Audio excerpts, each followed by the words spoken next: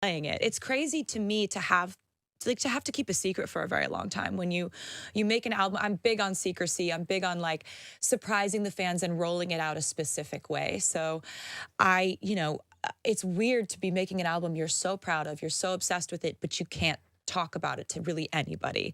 And it's this little secret you have, and then all of a sudden it's out in the world and you guys are playing it for the entirety of the UK. I'm so excited. It's so cool. I mean, just a lyric that stood out for me was that if you had never called, I might have lingered in purgatory. Oh, that's good. Like, it's a great line. What does that mean? So it means basically it's all kind of a play on Ophelia from Hamlet, who was driven mad by love, and because of that, she ends up like being driven mad and drowning. And the play on it is like, you saved me from that fate, right? You rescued me, like meeting someone and finding someone who took you away from that way that your life could have gone. So it's all very dramatic, obviously, because it's me.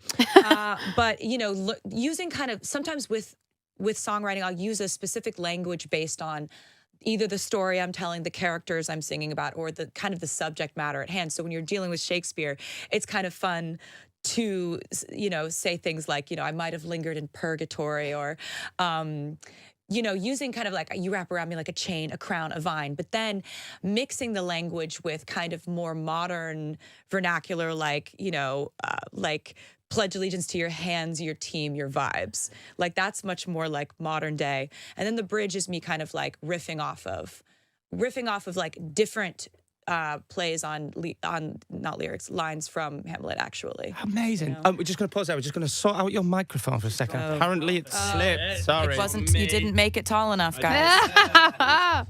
There's that. Happy days? There we go. Yeah, here we go. And am I right in thinking that most of this album was written on the European leg of your Eras tour? You are right. You're correct. You are a machine. How do you manage to write an album, do this tour that everyone's talking about? Are any of the tracks inspired by us Brits or the UK, maybe? I mean, you guys are like, I was always based here. So I would, when I wasn't going to Sweden, I would come to London. And I love London. I love it here. I love England. I love like just getting to travel outside of where I was from to the places where most of my favorite writers wrote my favorite poems and things like that. And also it's just like, I think you guys are the coolest. I love your sense of humor. Oh. You know that. Yeah. You guys are cool. We have a very Mickey-taking sense of humor. We take the Mickey absolutely. out of each other. Yeah, like the sarcasm. It's all good, and that's why so many of my friends and best friends or whatever are British. So Great. Surround myself with good people. And I was going from playing shows on this tour to Sweden, so that was that. I know it sounds like it was exhausting, but it's a different type of feeling you get. Like when you're on stage, 3.5-hour show, it's physically exhausting. I needed to like stimulate my creative mind and my brain and make something that would kind of fuel the fatigue I was feeling at that point in the tour, because at that point we've been on tour for like 2 years. I see. So most people go home, get on the sofa and watch Friends to chill out. Which I do all the time. Oh, good. I do that too. Okay, you are human. Yeah, of course. It's just like when you're inspired to write, like for me, that's like the most fun possible. But I also just lay around so much. I watch so much TV. Dossing. Just rotting. Dossing. Yeah. We call it Rotting and dossing. dossing. Rossing and dotting. Right, look, all the Swifties are getting in touch. We need to play another track. We do. Can we play Opalite, track 3 from the album? I would love it. Would you? Please do. Let's get it on. This is Opalite on Capital Breakfast. Opalite playing this Friday morning on Capital Breakfast. It's Jordan, Chris and Sean. If you've just put us on, then not much happening on the show today apart from, Taylor Swift is here. Oh, unbelievable. Are we right in saying that is your fiancé's favourite track? Travis loves it. I would say that you're right about that too. Yeah. You've just been absolutely accurate on everything that you've assumed today. That is, I think that's his favorite. He loves that one. That one was like, I have like favorite words, favorite phrases, things that I'll put in like an endless file of lyrics that I'm just constantly going to like go and cherry pick from when I'm writing. And I had written down the word opalite because I learned that it's actually a man-made opal. Like opal can be man-made just like diamonds. And so Travis's birthstone is an opal. So it's like that I've always fixated on that. I've always loved that stone. And I thought it was a kind of a cool metaphor that like, it's a man-made opal, and happiness can also be man-made too. Yes. So that's kind of what the song is about, is that the kind of juxtaposition of those two. Oh, there's always so many layers with you, Taylor. I'm always so impressed. Thanks. It's so cool. Also, we need to say congratulations on the engagement. We haven't seen you since that happened. And it would be very rude of us, because you are the queen of gifts, for us not to give you a gift. Oh, so that's here's so sweet a of little you. present. Oh, and it's perfect. I mean, look at the matchiness of all this. And it says TS12 on it, which is we've tried to get the so orange sweet. the right shade. It's so perfect. Okay. All right. Yeah. This is a great start. If you're listening, I'm opening up a jewelry box that is mint colored, and it has a cat in it. It's a little opalite cat. It's the perfect gift. Oh, we're so chuffed. We just wanted to get something that we knew you'd Perfect like. present. Oh, I'm so pleased. Sean, so cute.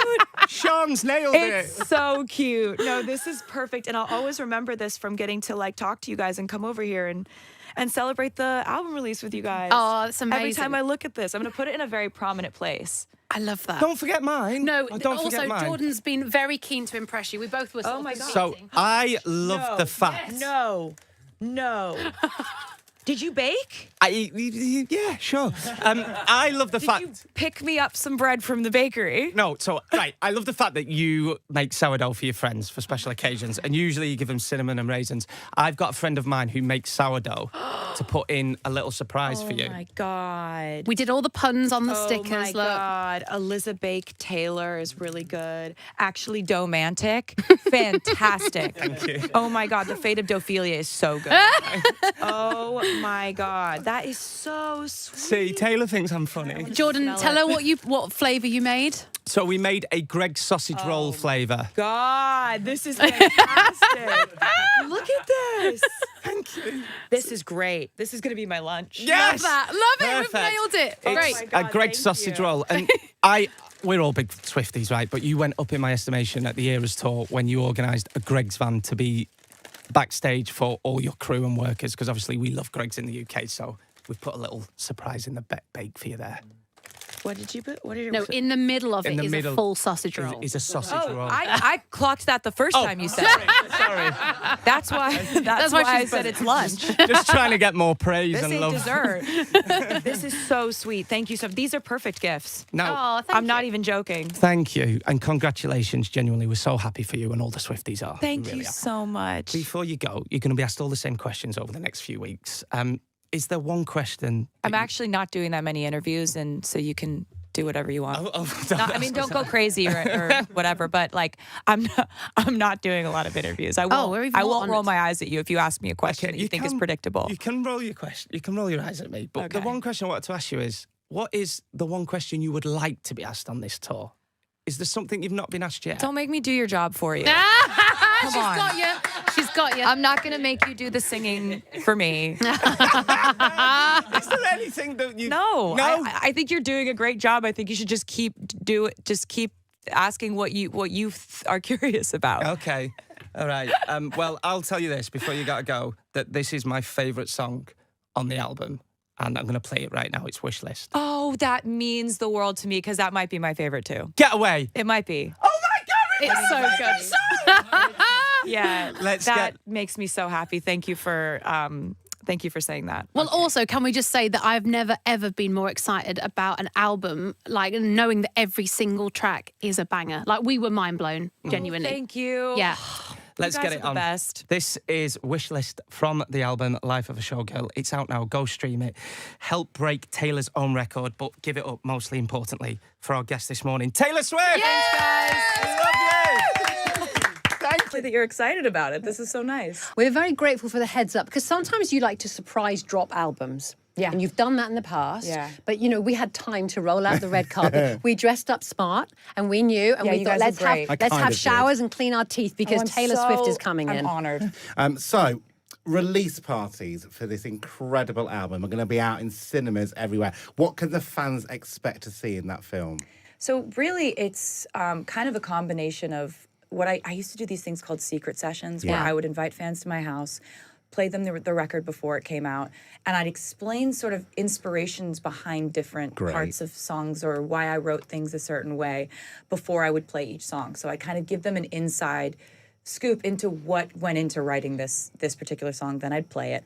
So it's a combination of that, and it's a music video debut. Right. So it's a premiere of a brand new music video that you can only see in theaters. It's not going to go online immediately. So it's like, I don't know. I was shooting the video and I was directing it, and my camera operator Colin said, like, it's a shame that this isn't going to be seen on like a big screen. It's such a massive production. And I just was like, you're right. Yeah. Thanks, Colin. And so we kind of took that moment, and I was like, we've got to figure out something that's a more illuminating into the album process, because a music video lasts for 3.5 minutes, right? So I was like, let's build it out and create sort of like a secret session / like making of the music video. And it's kind of like an opportunity for fans to get together, listen through to the new music, like have me explain what I wrote it about, and also you see a brand new music video and behind the scenes content of how we made the music video. Great. It's brilliant. I mean, everyone's going to love that. And also what's exciting about the new album is you're back together working with Max Martin, Yes. who you worked with on the incredible 1989 album, one of my favorite albums of all time. Oh, thank you. Has it got a similar vibe? And we have been lucky enough to listen to some tracks already before we met you. Yeah, I mean, what do you think? I think it's pretty different from 1989. Yes, I thought some of the tracks do have a slight 80s vibe to them. Would that be fair to say? Yeah, some of the synths that we use, for sure. I mean, Sorry, I'm interrupting you. no, you're right. I was agreeing with you. I loved the songs. I thought also, I guess that you're very famous, of course, for writing from the heart. Things like Wish List I found very It's emotional. amazing. Oh, thank you. Oh, that one I'm literally really happy got that you me. like that one, because Yeah. that was like the one that made me know we were done with the record. Oh, really? As soon as we finished that song, I was You were like, gonna boys, ask? we're I was done. desperate to ask you a question, which is, how do you know when you're done with an album? How do you know? Well, with this album, I was very specific about the vision for it being a short, concise, like almost like in my mind, I had like the perfect album as a idea, right? Like perfection is unattainable. We know that conceptually, it's like a problematic thing to think about perfect. But I meant perfect in the idea of like, each song has a place. It can't be swapped out with anything else. It fits perfectly together, right? So that's when I knew that we had made, in my mind, the perfect album for this moment in my life, was when we wrote Wishlist, because it really does get me too. Like it's really emotional. It's a very accurate stance on where I'm at in life, and like, so I just like, it was a feeling. It was a feeling of like, we're done now.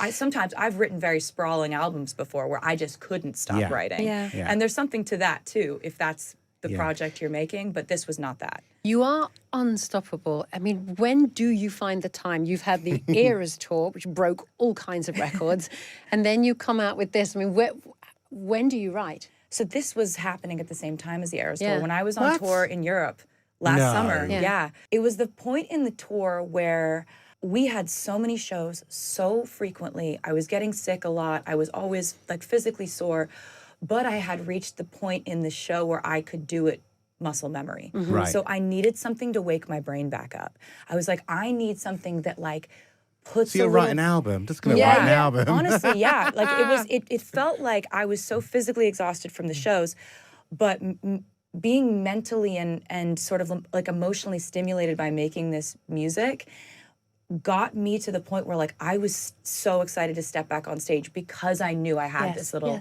secret project I was working on. Is there a standout lyric on? I mean, we've been privy to a few of the songs. They're incredible, by the way. Oh, thank Is you. there a standout lyric in this entire album that you can think of instantly? You go, actually, that's where I am. That's what I'm most proud of. That's what I love. That's my messaging. Weirdly, like there are lines that I think represent the way I write songs. Yeah. Like it's not something that I think represents like who I am as a person, because this is very much a song that's written in character. There's a song called Father Figure, where the first line of the second verse says, I pay the check before it kisses the mahogany grain. Yeah. And I'm like, that's my favorite type of writing, right? Yeah. Where you have to think about, wait, what do those words mean? Oh, somebody got the bill before it hit the table, but you say kisses the mahogany grain. I'm like, okay, that's my favorite type of stuff to write. But there are some lines in the song, The Life of a Showgirl, that are very much sort of like the manifesto of how I've had to operate within this industry. It's a song about meeting one of your sort of idols, and they, instead of being what you thought they would be. They warn you against following in their footsteps because they just want to be honest with you about how hard this industry is, and you do it anyway. I think that's sort of like the manifesto of like how I approached this tour. There wasn't the option of, if I'm sick, I'm not going on stage. There wasn't an option of, I'm feeling terrible, I'm not doing the show tonight. And so every one of us on that tour operated from that standpoint of like, the crowd is your king. Yeah. Like, it's not the other way around. We're going to play Fate of Ophelia now. It's a first play for us on Magic. What can you tell us about this song, and we'll play it? I think that this song has some of like my favorite moments in it. Like there's this post-hook section that goes, keep it 100 on the land, the sea, the sky, pledge allegiance to your hands, your team, your vibes. And when we wrote that in the studio, I was like, yes, this is why I do music. Like the way I feel when this part of the song happens. But this is a song about feeling for a long time like you might have met a similar fate to Ophelia, who was driven mad over the years slowly by love. And instead she, you know, I kind of give her a little bit of a, we reference her fate, but you talk about sort of someone saving you from that fate and like how euphoric that feels to look at maybe your past experiences with heartbreak and feel that you've been like rescued from that by this fortuitous turn of events where you ended up finding a person that changed that for you. What an insight. Thank you so much. We've Thank loved you. having you on The Breakfast Show. Taylor Swift always thought she understood the magic of winter, but Kansas City in December was something else entirely. The city was hushed under a quilt of fresh snow, streetlights flickering against the drifts as her car wound through the quiet neighborhoods. She pressed her palm to the window, watching the world blur past, feeling the anticipation tangle with her breath. Travis Kelce had invited her family for Boxing Day dinner, a tradition she'd never celebrated before, but now it seemed like the perfect punctuation to a season that had turned her life upside down. The house glowed warm against the cold, windows lit from within, wreaths bright on every door. Laughter spilled out into the crisp night as she stepped inside, the smell of pine and cinnamon welcoming her like an old friend. Travis was there to greet her, barefoot and grinning in a pair of matching pajamas that should have been embarrassing but somehow looked charming, especially when he handed her a mug of spiced cider and winked. The Kelce family was already gathered, her own parents fitting in as if they'd always belonged, everyone talking over each other, swapping stories, their happiness buoyant and easy. The dining room table was a masterpiece of holiday cheer, every plate and napkin carefully placed, but it was the people who made the room feel alive. They passed platters of roast beef and creamy potatoes, joked about the worst Christmas gifts ever received, teased Travis about his wild collection of ugly sweaters. Taylor, who'd spent the morning anxiously baking a chocolate cake, watched in delighted disbelief as it disappeared slice by slice, everyone clamoring for seconds. After dinner, the party shifted to the living room, where a fire snapped in the hearth and the shadows danced on the walls. Taylor curled up on the floor with her guitar, playing a few quiet songs while Travis lobbed a mini football from couch to couch, laughter ringing out every time someone nearly knocked over a lamp. The energy was playful, unguarded, full of the kind of joy that feels rare and precious when you're used to living in the public eye. But beneath the surface, Taylor sensed the currents of something heavier. The night before, Arrowhead Stadium had been packed, bright with hope and dread. She'd watched Travis from the suite, her heart in her throat as the Chiefs struggled against the odds. The rumors had been everywhere. Was this the end of Travis's career? Would he step away? What would happen next? Taylor felt every moment of the game, the highs and lows, the tension that built with every play. When the loss finally came, it was a gut punch. In the private quiet after the game, she found him exhausted, the weight of a city's hopes and his own dreams pressing down on his shoulders. She wrapped him in her arms, holding him until the world felt less sharp, whispering comfort, letting silence do the work that words couldn't. They had escaped together into the night, the city lights blurring as they drove away from the noise. The car was silent, their hands entwined, both of them turning over the questions that waited in the shadows. What now? What next? What if this is the end of the life we know? That's why this Boxing Day mattered. It was a pause, a moment out of time, a reminder that even in the wake of disappointment, there could be joy and comfort and celebration. Travis's toast was simple, heartfelt, a wish for new beginnings and the courage to face them together. The The sound of laughter and clinking glasses filled the room, carrying away the heaviness, if only for a night.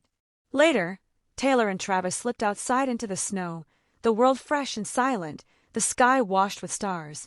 They walked side by side, talking about big things and little things, about football and music and the strange shape of their future. Taylor sang a few lines from a new song, her voice threading through the night, and Travis pulled her close, his laughter warm against her cheek. Inside, the party lingered, friends and family stretched out on couches, finishing dessert, telling stories, reluctant to let the night end. Taylor stood with Travis beneath a tree heavy with snow, reluctant to step back into the bright warmth of the house, wanting to hold on to this rare, perfect peace. Tomorrow would bring headlines and questions, decisions to make and stories to tell. But for a few precious hours, there was only this, a house filled with love and laughter, a city dreaming under snow, and two people daring to hope that the best chapters of their story were still unwritten. Taylor let herself believe it, let herself dream of new beginnings, of a life where love was the anchor and anything was possible. As she and Travis finally turned back to the house, hand in hand, she knew that whatever the world brought next, they would face it together, and that was enough.